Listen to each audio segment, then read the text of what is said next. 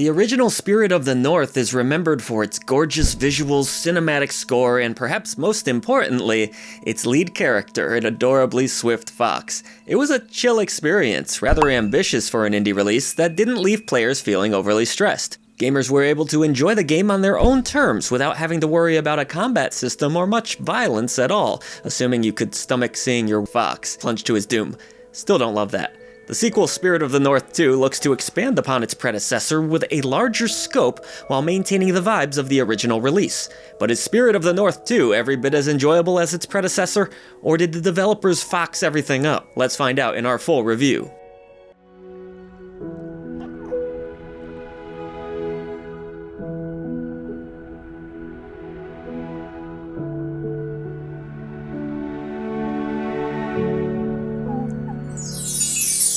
Quick like a fox, head over to patreon.com/idreamofindiegames, where you can gain Discord access to the greatest indie gaming community, enjoy early ad-free shows, get a shout-out at the end of every video we produce, our podcast 3 days early, and so much more. Your new indie gaming community is waiting for you.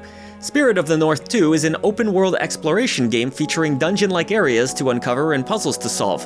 You'll control a fox whose appearance can be customized through a limited character editor as you embark on a quest to revive lost guardians and reclaim your home. If you're seeking combat, non-stop action, or blood and gore, you just won't find that here. Instead, you'll discover an expansive, ambitious world rich in nature, lore, and hidden treasures. This is a game for fans of open-world adventures who prefer exploration without the constant barrage of enemies, waypoints, and fetch quests. Spirit of the North 2 expresses its narrative through imagery and literature, much like the original game. Most of the lore is uncovered through various collectible scrolls, as well as the environments that you'll explore.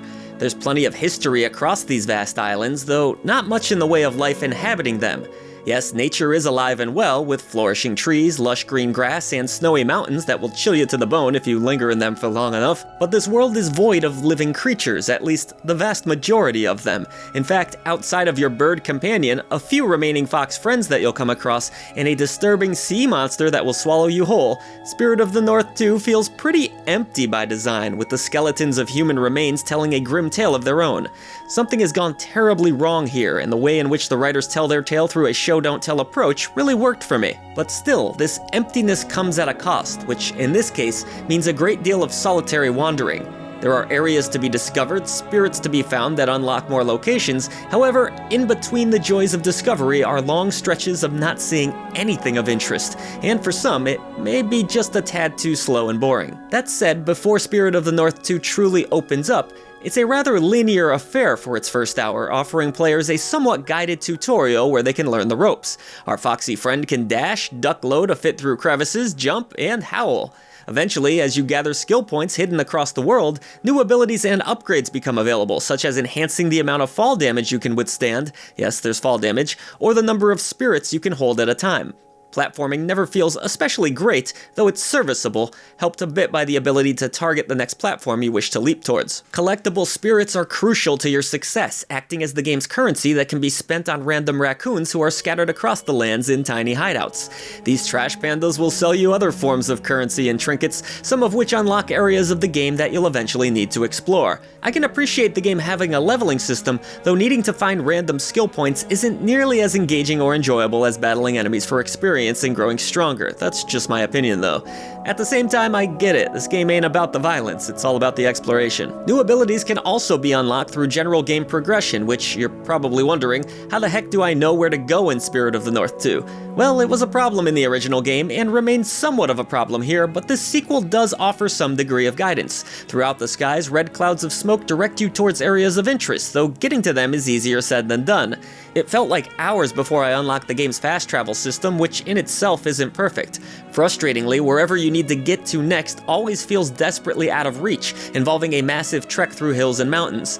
Even worse, you may reach your destination only to discover you need to explore random areas further to find more spirits to unlock the area you spent all that time traveling to. But going back to my original point, abilities such as being able to float for an extended period of time using our Raven companion, unlocked later in the game, alleviate some of the frustrations that come with traversal. Now, some of you might absolutely love running through this gorgeous, albeit occasionally too empty world. However, I must admit that repeatedly encountering dead ends, cliffs, and other obstacles did start to wear on me. You'll eventually get to where you're going, but it often feels like a chore, somewhat alleviated by a decent map that allows you to mark points of interest. My favorite aspect of Spirit of the North 2 was its many dungeons and temples. These areas often feature clever puzzles to solve that work effectively. The game is somewhat limited in what it can do from a design standpoint thanks to its non-violent approach. Still, the developers have found ways to incorporate fun brain teasers that aren't overly stressful to solve. Many of the puzzles involve pushing items, picking them up, and placing them elsewhere. But I really enjoyed most of the dungeons and puzzles in this game, some even bringing to mind classic Zelda titles. Players can also expect a few boss encounters, which I found to be rather clever. Visually, Spirit of the North 2 looks striking for an indie release. Its environments are jaw-dropping, real-time weather effects beyond impressive, and animation stunning enough to convince your friends you're playing a AAA game.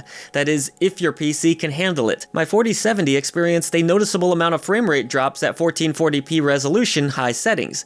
Ultimately, I had to settle on the less impressive medium settings, which definitely felt like a downgrade. Even then, the game struggled in spots, meaning further optimization is still required at the time of this review. Texture pop-in was also a major issue, but despite all of the performance woes, when it runs smoothly, the game is truly a sight to behold. Heightening the experience is an impressively adaptive orchestrated score that beautifully brings the world to life. Well, despite all the death that seems to have occurred. Spirit of the North 2 is a flawed but ambitious sequel that should be commended. An indie team capable of creating a meaningful open-world experience will always earn my respect, and despite its issues, this is a game that's well worth your time. The dungeon design is strong even when the platforming mechanics aren't the best. The puzzles are genuinely fun to solve, and the lore of this world is truly fascinating. It's also a beautiful game when it's running properly. Fans of the original release should enjoy this sequel just as much. However, if you're new to the series and looking for a more chill open world experience, Spirit of the North 2 is certainly worth investigating. Alright, here at I Dream of Indie Games, we do believe that games are so much more than a number. That's why we have our 3 Genie Lamp tier system with a bronze, silver, and golden Genie Lamp of approval. Good, great, and essential releases respectively. There's also the Rusty Lantern for mediocre titles that have a faint glimmer of hope, and the dreaded Indie Krampus for the games that you should avoid. And when it comes to Spirit of the North 2, I'm gonna go ahead and award this one the bronze Genie Lamp of approval.